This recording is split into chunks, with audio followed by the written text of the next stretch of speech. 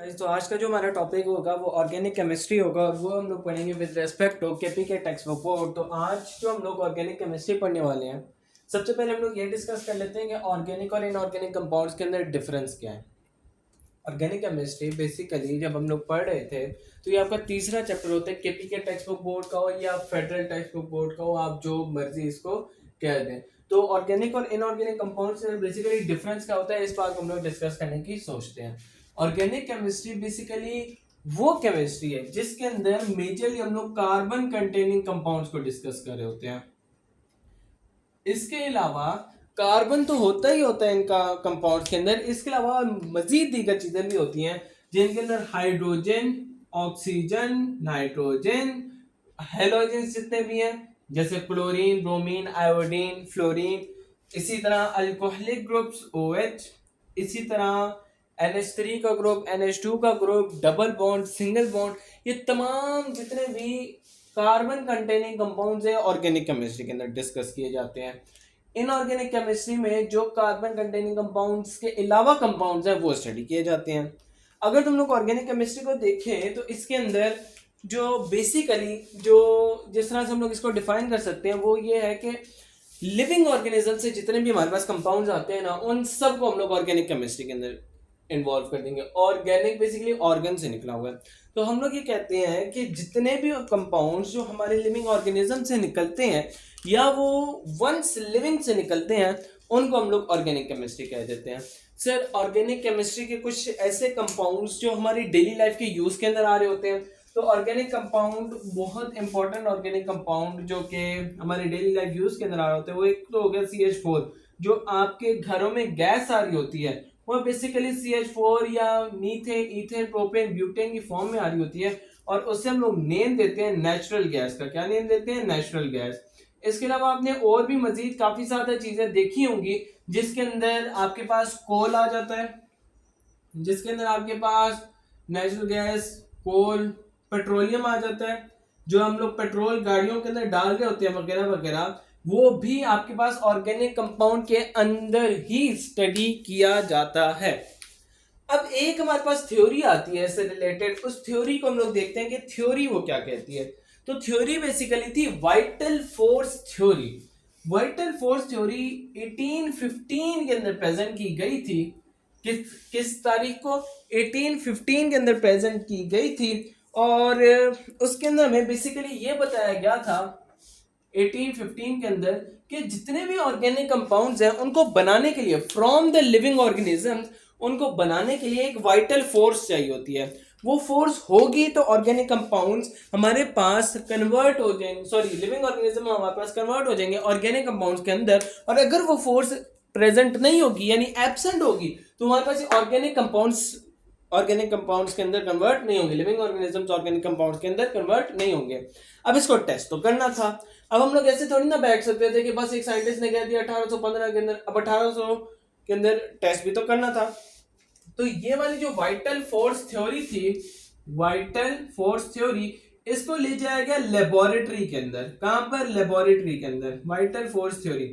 अब लेबोरेटरी के अंदर लेकर तो जा रहे थे पर बीच का जो सफर है वो बहुत लंबा है, यानी 1815 से 1828 हो गए। आप कितने हो गए? 1828, यानी तकरीबन 13 साल, 13 इयर्स का गैप है कि जब हमारे पास फ्रेडरिक वोलर नाम का एक साइंटिस्ट आता है, फ्रेडरिक वोलर, और वो ये प्रूव कर देता है कि जो हमारे पास वाइटल फोर्स थ्योरी है वो एकदम सही है और हमें सर्टेन फोर्स चाहिए होती है किसी भी लिविंग ऑर्गेनिज्म को ऑर्गेनिक कंपाउंड के अंदर कन्वर्ट करने के लिए। आगे चलते हैं। फ्रेडरिक वोलर ने बेसिकली क्या किया था? फ्रेडरिक वोलर ने यह किया था कि उसने अमोनियम साइनेट को कार्बामेट के अंदर कन्वर्ट कर दिया था।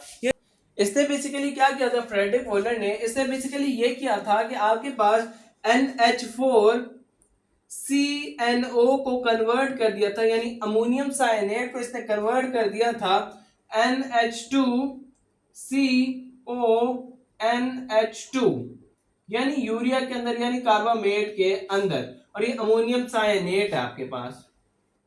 अच्छा, अब आप सोचोगे कि ये रिएक्शन हुआ कैसे, तो मैं आपसे कहूंगा कि यहां से जो NH4 था इनिशियली, उसके वजह से उसने 2 हाइड्रोजन निकाल दिए यहां से -2 हाइड्रोजन हुआ, ये बन गया NH2, आगे CO एज इट इज आ गया, पीछे बचा एक एन और ये दो हाइड्रोजन मिलकर NH2 बना गए, यानी NH2CO NH2 हमारी इक्वेशन एकदम बैलेंस है। इसके बाद अगर हम लोग आगे चलें तो हमारे पास आ जाता है कि एक्सेप्शंस कौन कौन सी ऑर्गेनिक केमिस्ट्री के अंदर। हम लोगों ने इनिशियली तो कह दिया ना कि ऑर्गेनिक केमिस्ट्री वो केमिस्ट्री है जिसके अंदर कार्बन कंटेनिंग कंपाउंड्स बेसिकली हम लोग स्टडी कर रहे होते हैं, लेकिन इसके अंदर काफी ज्यादा एक्सेप्शंस भी आ जाती हैं, यानी कुछ ऐसे कंपाउंड्स हैं जिनके अंदर कार्बन भी है, ऑक्सीजन भी है, हाइड्रोजन भी है, फिर भी हम लोग इनको under the branch of organic chemistry नहीं स्टडी करते। तो वो कौन कौन सी ऐसी चीजें हैं, जैसे आपके पास स्टील आ जाता है, स्टील, जैसे आपके पास कार्बन सल्फाइड आ जाता है CS, जिस तरह आपके पास नाइट्राइड्स आ जाते हैं, ये तमाम वो कंपाउंड्स हैं जो महज रखते तो कार्बन ही हैं लेकिन फिर भी ऑर्गेनिक केमिस्ट्री के अंदर स्टडी नहीं किए जाते। ये साइनाइड्स हो गए, साइनेट्स हो गए, सल्फाइड्स हो गए, स्टील हो गया, ये तमाम के तमाम हम लोग ऑर्गेनिक केमिस्ट्री के अंदर स्टडी नहीं करते, ये इनऑर्गेनिक के अंदर स्टडी करते हैं। इसकी बेसिकली रीजन ये होती है कि इनकी केमिकल बॉन्डिंग, इनका स्ट्रक्चर और इनकी सोर्स, इनकी प्रॉपर्टीज वो मिलती जुलती नहीं है ऑर्गेनिक केमिस्ट्री के साथ। अक्सर लोग कहा तो सोर्स ही मैच नहीं कर रहा होता। ऑर्गेनिक केमिस्ट्री की अगर डेफिनेशन आ जाए तो डेफिनेशन को हम लोग किस तरह से बोल रहे होंगे कि अगर तो हमारे पास डेफिनेशन आ जाए पेपर के अंदर तो हम लोग डेफिनेशन किस तरह से लिखेंगे, तो हम लोग लिखेंगे कि ऐसी केमिस्ट्री की branch, the branch of chemistry that deals with the study of properties, with the study of chemical reactions, with the study of structure of compounds containing carbon and their derivatives, यानी hydrocarbon and there derivatives को हम लोग organic chemistry कहते हैं। यानी अगर हम लोग स्ट्रक्चर, प्रॉपर्टीज, केमिकल रिएक्शंस वगैरह कार्बन बेस्ड कंपाउंड्स के या हाइड्रोकार्बन्स के या उनके डेरिवेटिव्स के बारे में पढ़ेंगे तो हम लोग उसे ऑर्गेनिक केमिस्ट्री का नेम दे देंगे। एक्सेप्शंस भी हम लोगों ने पढ़ ली। अब हम लोग देखते हैं कि ऑर्गेनिक केमिस्ट्री के अंदर ये जो हमारे पास आती है ऑर्गेनिक केमिस्ट्री, इसके सोर्सेस कौन कौन से हैं। आ जाते हैं हम लोग ऑर्गेनिक केमिस्ट्री के सोर्सेज के ऊपर। ऑर्गेनिक केमिस्ट्री के सोर्सेज बेसिकली कौन कौन से हो सकते हैं। इसके बेसिक जो मेजर सोर्स है ना इसका, वो फॉसिल रिमेन्स है। कौन से रिमेन्स है? Fossil remains. Sir fossil remains कौन से रिमेन्स होते हैं? ऐसे रिमेन्स जो किस तरह से बने, आपके पास एक प्लांट डेड हो जाए, आपके पास एनिमल डेड हो जाए, उसको दफना दिया जाए, मट्टी उसके ऊपर आती जाए, ग्राउंड उसके ऊपर लेयर्स बनाती जाए, एक वक्त ऐसा आएगा कि उस जानदार के ऊपर प्रेशर बहुत ज्यादा पड़ जाएगा, प्रेशर भी पड़ेगा, जमीन के अंदर होने की वजह से उसका टेम्परेचर भी जो है वो भी हाई होना शुरू हो जाएगा। तो ऐसे में हाई टेम्परेचर और हाई प्रेशर के अंदर जब ऑक्सीजन की किल्लत हो, ऑक्सीजन की कमी हो, एयर की कमी हो अंडरग्राउंड, तो हम लोग कहते हैं कि वो जो लिविंग ऑर्गेनिज्म थे अब वो लिविंग ऑर्गेनिज्म नहीं रहते, वो डेड बॉडीज नहीं रहती, बल्कि वो फॉसिल रिमेन्स के अंदर कन्वर्ट होना शुरू हो जाती हैं। ये प्रोसेस कितना टाइम लेता है? Millions of years, millions of years. यानी मैं 1 साल, 10 साल, 100 साल, 1000, 10,000 की बात नहीं कर रहा, मैं 1 लाख साल की भी बात नहीं कर रहा, मैं 10 लाख साल की भी बात नहीं कर रहा, मैं 10 लाख से भी ज्यादा सालों की बात करो। 1 मिलियन में 10 लाख साल होते हैं और अभी हम लोग बात करें मिलियंस ऑफ ईयर्स की, यानी 10 लाख से भी बहुत ज्यादा सालों की मैं बात कर रहा हूं। इसके बाद अगर हम लोग आ जाएं एक और रिमेन के ऊपर जो कि हमारा कोल, इस फॉसिल रिमेन्स के अंदर हमारे पास आगे कैटेगराइज होता है कि कौन कौन से सोर्सेज आ सकते हैं। कोल होता है, एक हमारे पास नेचुरल गैस होती है और एक हमारे पास पेट्रोलियम होता है। तो अब हम लोग इनको इंडिविजुअली डिस्कस करने लगे हैं कि हमारे पास कोल, पेट्रोलियम और नेचुरल गैस के अंदर आखिर ऐसा क्या डिफरेंस है और हम लोग इनसे कौन कौन से ऑर्गेनिक कंपाउंड्स डिराइव कर सकते हैं। अब अगर तो हम लोग कोल की बात कर लें, कोल क्या चीज है? कोल कोयला। सर कोयला किस तरह से बनता है? बेसिकली कोयले के अंदर चलो कार्बन एटम के अलावा और कौन कौन से एटम्स मौजूद हो सकते हैं, तो कार्बन तो इसके अंदर मौजूद होगा ही होगा। क्यों? क्योंकि ये ऑर्गेनिक कंपाउंड है। इसके अलावा इसके अंदर हाइड्रोजन प्रेजेंट हो सकता है, इसके अलावा इसके अंदर ऑक्सीजन भी प्रेजेंट हो सकते हैं, यानी कार्बन, हाइड्रोजन और ऑक्सीजन तो प्रेजेंट हो ही होंगे। इसके अलावा इसके अंदर नाइट्रोजन और सल्फर के भी अमाउंट कई बार हमें मिलते रहते हैं, यानी carbon, hydrogen, oxygen, nitrogen, sulphur, ये 5 कंपाउंड आपको कोल के अंदर आराम से मिल जाते हैं। अब कोल बेसिकली बनता किस तरह, फॉसिल मेन से बनता है, फॉसिल मेन से ही हमारे पास कोल जनरेट होता है। अच्छा, इसके बाद हमारे से ये सवाल किया जाता है कि इसका कलर क्या होगा, तो हम लोग कहते हैं कि कलर इसका जो है ना, कलर की अगर हम लोग बात करें तो ब्राउनिश ब्लैक होता है, या ब्लैक आप कह सकते हैं, क्या कलर होता है, ब्लैक, या आप गोल्डन ब्राउन कह सकते हैं, ब्राउनिश ब्लैक कह सकते हैं, जो आपको दिल करे वो आप इसके अंदर से कह सकते हैं। बेसिकली ये एग्जिस्ट किस फॉर्म में करता है, अगर तो मुझे जमीन मिल जाए और मैं उसके अंदर से कहूं कि यहां पर मेरे पास कोयला होगा, मैं किस तरह से पहचानूंगा, तो एक तो वो एग्जिस्ट कर रहा होता है रॉक सॉल्ट की फॉर्म, सॉरी रॉक स्ट्रेटा की फॉर्म में, और एक वो एग्जिस्ट कर रहा होता है कोल बेड्स की फॉर्म में। सर ये दोनों चीजें हैं क्या, तो मैं आपको समझा देता हूं। रॉक स्ट्रेटा बेसिकली, रॉक किसे कहते हैं, पत्थर को कहते हैं, स्ट्रेटा हम लोग कहते हैं लेयर्स को, तह को। अगर तो मैं एक चादर को फोल्ड करता जाऊं तो आपको तह नजर आनी शुरू हो जाएगी, एक एक लेयर अलग अलग से नजर आना शुरू हो जाएगी, तो उसी को हम लोग स्ट्रेटा का नेम देते हैं। अगर तो किसी पत्थर के ऊपर, लेट्स से ये मेरे पास एक पत्थर है और उसके ऊपर इस तरह से लेयर्स बनी हो डिफरेंट कलर्स की, ये लेयर्स बनी हो, ये डिफरेंट कलर है, ये डिफरेंट कलर है, ये डिफरेंट कलर है, different different different different different, तो हम लोग कहते हैं रॉक स्ट्रेटा है। अगर इसके काले रंग की लेयर्स लगी होंगी तो मैं कहूंगा इस रॉक के अंदर जो है मेरे पास कोल मौजूद है। कोल बेड भी यही चीज है, कोल बेड बेसिकली जमीन के ऊपर होता है। ठीक होगी बात।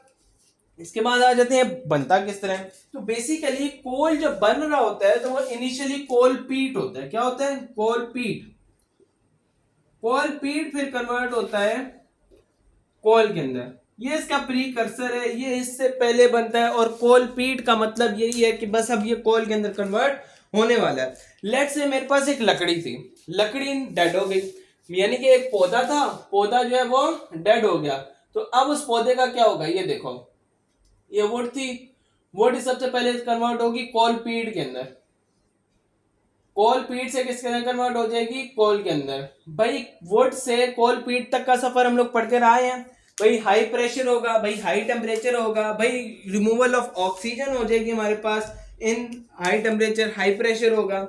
इसके अलावा इसके साथ साथ यहाँ पर बैक्टीरियल और केमिकल रिएक्शंस भी पाए जाएंगे, बैक्टीरियल और केमिकल रिएक्शंस इसको मजीद कोल फीड के अंदर कन्वर्ट कर देंगे, फिर यहाँ पर हाई प्रेशर आ जाएगा, फिर यहाँ पर हाई टेम्परेचर आ जाएगा, और ये कोल के अंदर कन्वर्ट हो जाएगा। तो ये बेसिकली एक डायग्रामेटिकली हम लोगों ने पढ़ लिया है कि हमारे पास एक वुड किस तरह से कोल के अंदर कन्वर्ट हो जाती है।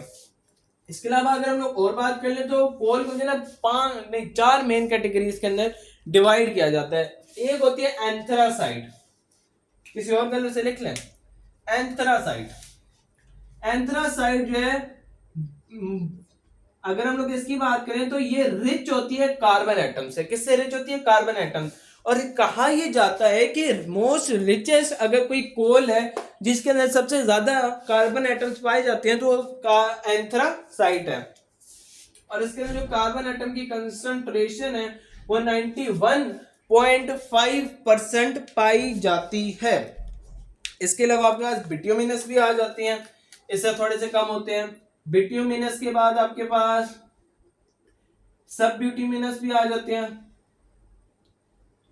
सब बिट्यूमिनस, हाँ सब बिट्यूमिनस, ये भी दो कोल की ही टाइप्स हम लोग कहते हैं। इसके अलावा हमारे पास लिग्नाइट भी आ जाता है, लिग्नाइट के पास मोस्ट लीस्ट कार्बन एटम्स होते हैं, ये ऑर्डर के अंदर अरेंज हो गए हैं आपके। अब हम लोग चलते हैं कि कोल के आखिर यूजेस क्या होते हैं हमारी डेली लाइफ के अंदर।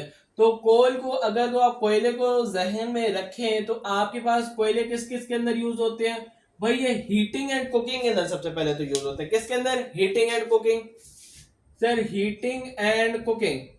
तो इसके बाद अगर मैं आपसे पूछूं ये किसके अंदर यूज होते हैं, तो हम लोग कहेंगे कि ये हीट एनर्जी, यानी ये हम लोग कह सकते हैं कि ये हमारे पास most widely use energy source है। यानी वर्ल्ड वाइड अगर पूरी दुनिया के अंदर देखा जाए तो हमारे पास जो एनर्जी सोर्स है, जो जिससे हम लोग एनर्जी डिराइव कर रहे हैं, वो मोस्टली हमारे पास कोल ही है। यानी ये कोल ही है जिससे हम लोग ज्यादातर अपनी एनर्जी डिराइव कर रहे होते हैं। इसके अलावा अगर हम लोग आगे की बात करें, मतलब आगे जो हम लोग पढ़ने लगे हैं इसी कोर्स के अंदर नेक्स्ट टॉपिक्स के अंदर, तो ये large number of organic compounds भी हमारे पास बनाता है। सर कौन कौन से ऑर्गेनिक कंपाउंड्स हो सकते हैं? तो मैं आपसे कहूंगा बेंजीन, टोलीन, ज़ाइलीन, नेफ्थालीन, सीरोसिन और बहुत सारे एरोमेटिक हाइड्रोकार्बन भी ये बना रहा होता है।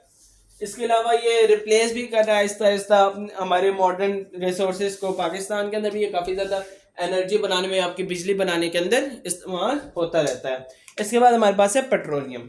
इसके बाद हम लोग डिस्कस कर लेते हैं पेट्रोलियम को। पेट्रोलियम बेसिकली दो वर्ड्स का मजमूआ है। अगर हम लोग पेट्रोलियम को देखें तो पेट्रो का मीन्स होता है रॉक और ओलियम का मीन्स होता है ऑयल। तो रॉक ऑयल भी इसको कहा जाता है। क्या कहा जाता है? पेट्रोलियम को रॉक ऑयल। इसके अलावा इसको हम लोग एक और नाम भी देते हैं जिसका नाम है क्रूड ऑयल। इसके अलावा इसको हम लोग एक और नाम भी देते हैं जिसे हम लोग कहते हैं लिक्विड गोल्ड, यानी सोने का पानी। लिक्विड गोल्ड भी हम लोग इसको नेम देते हैं। इसके अलावा एक और भी हम लोग इसको नेम देते हैं जो कि मिनरल ऑयल। इतने ढेर सारे नाम है और वो सारे के सारे नाम सिर्फ और सिर्फ इस पेट्रोलियम के ही हैं, सिर्फ और सिर्फ इस पेट्रोलियम के ही हैं। अब पेट्रोलियम तो आप लोगों को पता है पेट्रोल है, लेकिन ये मिक्सचर होता है। ये खालिस पेट्रोल नहीं है, ये खालिस डीजल नहीं है, ये खालिस सीएनजी नहीं है, ये खालिस नेचुरल गैस नहीं है। ये इस तमाम चीजों का मिक्सचर है जो हमारे जमीन के नीचे से निकल रहा है और अब हम लोग इनको फ्रैक्शनल डिस्टिलेशन के जरिए अलग अलग कर सकते हैं। तो इसकी कंपोजिशन कौन कौन से एटम्स या मॉलिक्यूल्स हमारे पास नसीब के अंदर आते हैं, तो अगर आपको याद हो सन यानी बेटा, तो SON इसके अलावा कार्बन के अलावा आपके पास ये प्रेजेंट होते हैं हाई अमाउंट के अंदर। अगर तो आप ट्रेस एलिमेंट्स की बात करें तो विनेडियम और निकल आपके पास ट्रेस अमाउंट यानी बहुत ही कम अमाउंट के अंदर ये विनेडियम और ये निकल आपके पास प्रेजेंट होते हैं। इसके अलावा कॉपर भी होता है जो कि ट्रेस अमाउंट के अंदर है। ट्रेस का मतलब है बहुत कम और ये लार्ज अमाउंट के अंदर है। ठीक हो गया? तो कंपोजिशन भी हम लोगों ने पढ़ ली। इसके अलावा कंपोजिशन के अंदर एरोमेटिक हाइड्रोकार्बन्स होते हैं इसके अंदर। इसके अलावा साइक्लो अल्केन्स भी इसके अंदर मौजूद होते हैं और इसके अलावा अल्केन्स भी मौजूद होते हैं। ये इन तमाम चीजों से मिलकर बना होता है पेट्रोलियम। क्या चीज? पेट्रोलियम। इसके बाद आ जाते हैं कि आखिर इस पेट्रोलियम, चलो पेट्रोलियम को छोड़ दो, हाँ इस पेट्रोलियम की जो नेचर है वो किस तरह की है, यानी इसका जो लिक्विड है वो हम लोग किस तरह से आइडेंटिफाई करेंगे। तो एक विस्कस लिक्विड होता है। कौन सा लिक्विड होता है? विस्कस लिक्विड होता है, यानी थिक लिक्विड होता है।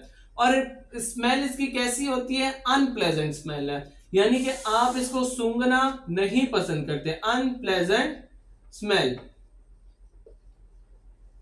इसके बाद हमारे पास आ जाती है नेचुरल गैस। नेचुरल गैस, अगर तो हम लोग नेचुरल गैस की बात करें तो natural gas basically low boiling liquids का मिक्सचर होता है। लो बॉइलिंग लिक्विड्स के अंदर आपके पास कौन कौन से आ जाते हैं? तो आपके पास आ जाता है मीथेन, ईथेन, प्रोपेन या ब्यूटेन। अगर तो आप प्रोपेन या ब्यूटेन से ऊपर चलना शुरू हो जाते हैं, यानी पेंटेन के बाद अगर आप बात करते हैं तो पेंटेन प्लस आपके पास जो है लिक्विड शुरू हो जाता है, लिक्विड एट रूम टेम्परेचर। तो ये मौजूद नहीं होते अक्सर औकात हमारे पास नेचुरल गैस के अंदर। मेजर जो कंपोजिशन होती है नेचुरल गैस की वो बना रहा होता है ये मीथेन। सबसे ज्यादा हमारे पास अगर कोई चीज प्रेजेंट है लो बॉइलिंग लिक्विड यानी नेचुरल गैस के अंदर, यानी आपके घर के अंदर जो गैस आ रही है वो CH4 यानी मीथेन है। इसके अलावा और कोई चीज नहीं है। अगर तो हम लोग कभी खुदाई करते हैं और हमें पेट्रोलियम मिलता है तो सबसे पहले हमारे पास नेचुरल गैस आती है। सबसे पहले नीचे से जो निकलने वाली चीज होती है वो नेचुरल गैस होती है। इसका मतलब ये है कि जब भी हम लोग खोदें और नीचे से सूं करके गैस निकल रही हो सुई गैस की तरह, तो हम लोग ये कहते हैं कि the first organic compound to sweep out of the ground is natural gas, और natural gas is lying above the petroleum product। सबसे ऊपर पेट्रोलियम प्रोडक्ट्स के नेचुरल गैस लाया करी होती है अंडरग्राउंड के अंदर, ग्राउंड के नीचे। क्यों? क्योंकि इसकी डेंसिटी लो होती है।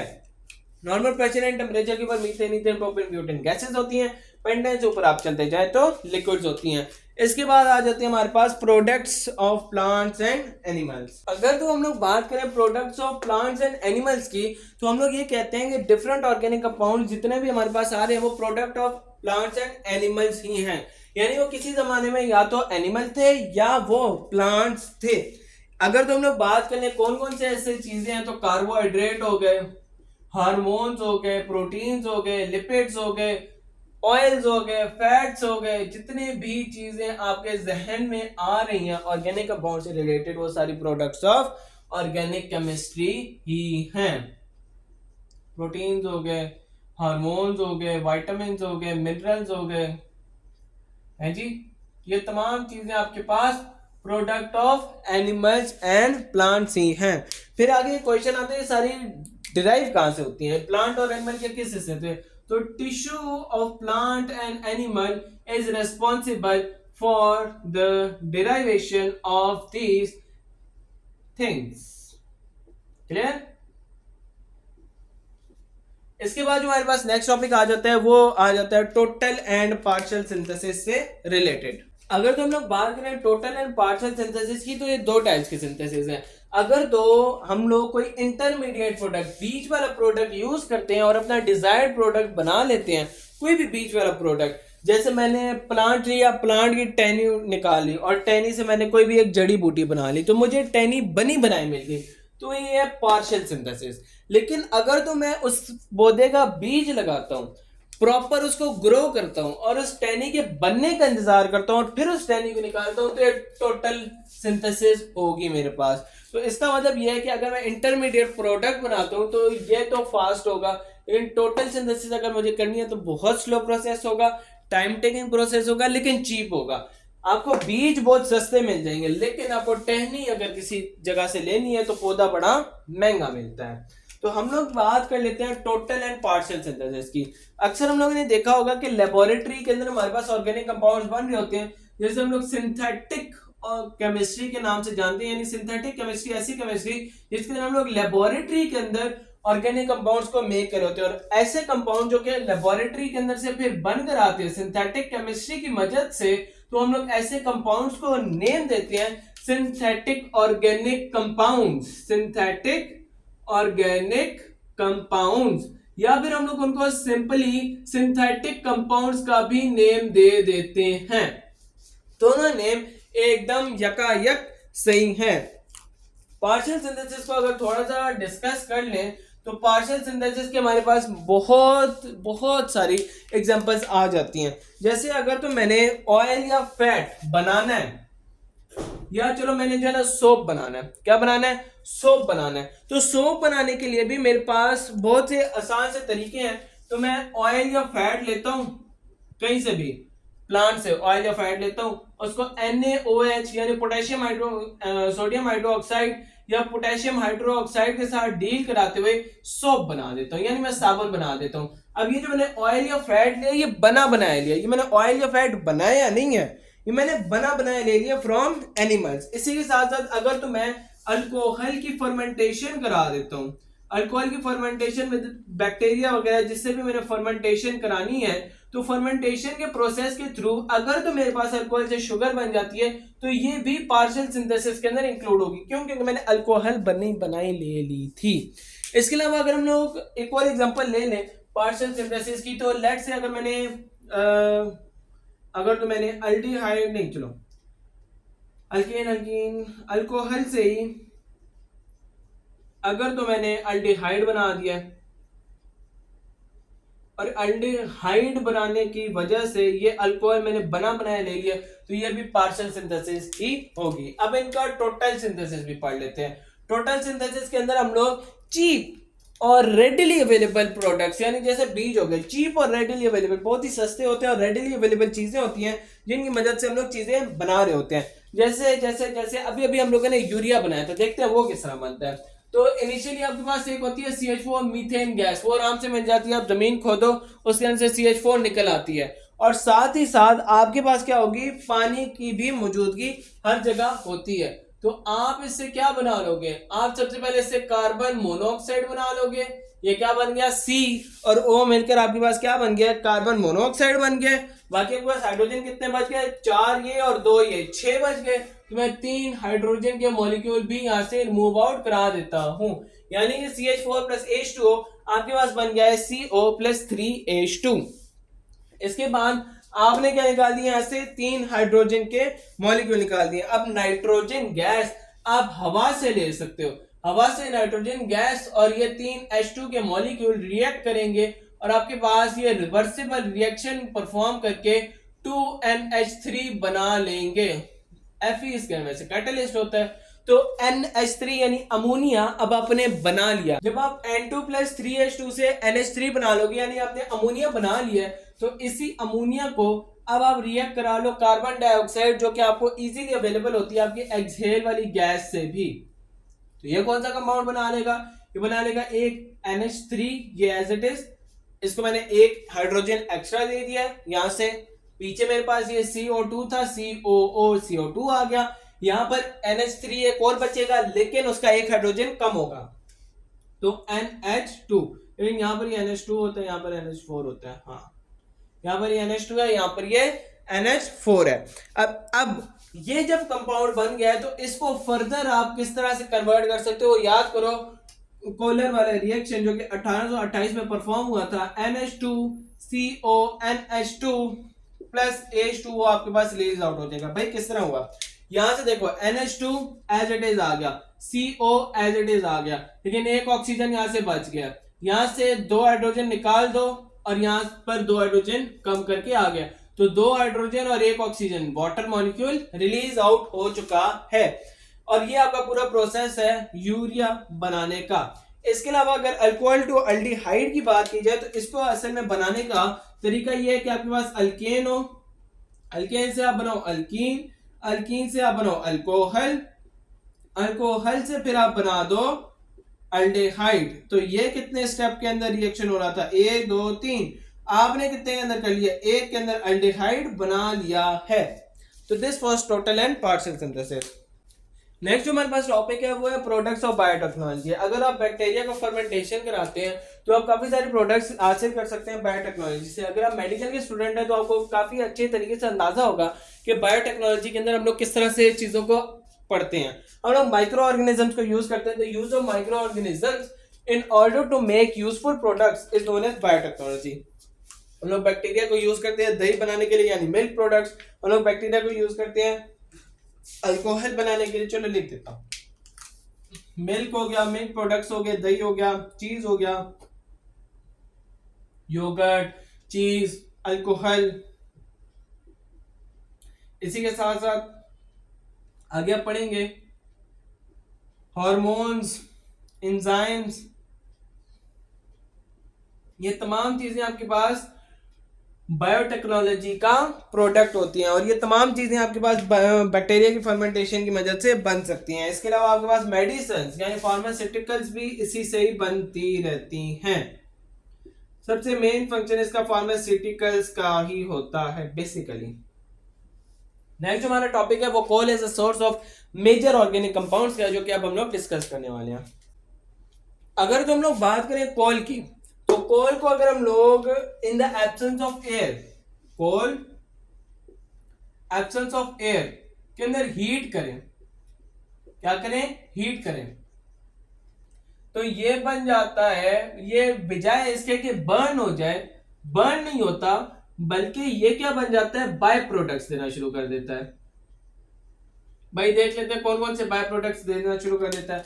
अगर तो मैं इसकी डिस्ट्रक्टिव डिस्टिलेशन कराना शुरू कर दूं तो ये 4 मेजर प्रोडक्ट्स मुझे देगा। तो मैंने इसकी क्या कराई है, डिस्ट्रक्टिव डिस्टिलेशन, यानी मैंने इसको इस प्रोसेस से गुजारा है। तो डिस्ट्रक्टिव डिस्टिलेशन से मेरे पास एक बन जाती है कोक, दूसरी बन जाती है कोल टार, तीसरी बन जाती है कोल गैस, एक बन जाती है अमोनिकल लिक्विड। सारों को एक एक करके डिस्कस करेंगे तो टेंशन नहीं लेनी। तो अब हम लोग सबसे पहले डिस्कस करने लगे हैं कोक को, कि आखिर ये कोक क्या चीज होती है।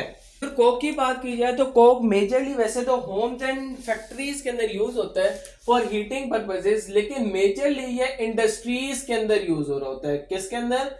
इंडस्ट्रीज के अंदर। भाई इंडस्ट्रीज के अंदर ये क्यों यूज हो रहा होता है? इंडस्ट्रीज के अंदर मेटल्स की जो ऑक्साइड्स होती है, यानी जो इम्प्योर मेटल्स हमारे पास अर्थ के अंदर से निकलते हैं, उन इम्प्योर मेटल्स को प्योर मेटल्स के अंदर कन्वर्ट करने के लिए ये, यानी मेटल ऑक्साइड से मेटल को डिराइव करने के लिए ये इंडस्ट्रीज के अंदर यूज होता है बेसिकली। बस ये कोक इतना सा था। नेक्स्ट आ जाते हैं हम लोग कोल टार के ऊपर। कोल टार क्या चीज है? अगर हम लोग कोल टार की बात करें तो कोल टार के अंदर हमारे पास काफी ज्यादा बेतहाशा कंपाउंड्स बन सकते हैं। इसके अगर यूजेस की बात की जाए कि कौन कौन से कंपाउंड्स बना सकते हैं, तो हम लोग कहते हैं ये सोप्स बना सकता है, ये फैट्स बना सकता है, ये डाइज बना सकता है, और भी बहुत सारी चीजें ये बना सकता है। लेकिन अगर इसकी फ्रैक्शनल डिस्टिलेशन की जाए, क्या की जाए? Fractional distillation. तो क्या होगा हमारे पास फ्रैक्शनल डिस्टिलेशन से? भाई फ्रैक्शनल डिस्टिलेशन से ये मेजर कंपाउंड्स के अंदर, जिसके अंदर आपके पास इंक्लूड होता है कोल टार से क्या बन सकता है? बेंजीन बन सकता है, और क्या बन सकता है? टोलीन बन सकता है, और क्या बन सकता है? जाइलीन बन सकता है, और क्या बन सकता है? क्रिसोल बन सकता है, और क्या बन सकता है? नेफ्थलीन बन सकता है, और क्या बन सकता है? बस मेरे ख्याल से यही है, या एक और भी है मेरे ख्याल से एंथ्रासीन भी इसके वजह से बन सकता है। तो ये तमाम वो कंपाउंड्स हैं जो कि हमारे पास कोल टार से डिराइव आउट हो सकते हैं। इसके बाद हम लोग डिस्कस कर लेते हैं भला किसको, हम लोगों ने कोक, कोल टार और अमोनिकल लिक्विड को डिस्कस कर लेते हैं। अमोनिकल लिक्विड बेसिकली ये क्या चीज है? अमोनिकल लिक्विड, तो एज द नेम सजेस्ट ये अमोनिया कंटेनिंग समथिंग है। क्या है? Ammonia containing something. तो इसको हम लोग लिखते हैं अमोनिया सोल्यूशन। बेसिकली ये फर्टिलाइजर्स को बनाने के लिए इस्तेमाल होता है। भाई अमोनिया है ना इसके अंदर, तो ये क्या बनाने के लिए इस्तेमाल होगा? फर्टिलाइजर्स। भाई फर्टिलाइजर्स भी दो मेन टाइप के फर्टिलाइजर्स ये बनाता है। अब वो दो मेन टाइप्स के कौन से फर्टिलाइजर हो सकते हैं आपके ख्याल से? तो वो दो मेन टाइप के फर्टिलाइजर जो ये बनाता है वो अमोनियम सल्फेट है। एक तो क्या है? Ammonium sulphate. और दूसरा कौन सा फर्टिलाइजर हो सकता है? तो अमोनियम सल्फेट के अलावा ये बनाता है ammonium super phosphate. Ammonium super phosphate. तो ये तमाम चीजें हम लोगों ने ये भी डिस्कस कर लिया कि कोल के मेजर प्रोडक्ट्स कौन कौन से होते हैं। अब हम लोग नेक्स्ट डिस्कस करने जा रहे हैं कि कोल को पेट्रोलियम के अंदर हम लोग किस तरह से कन्वर्ट कर सकते हैं।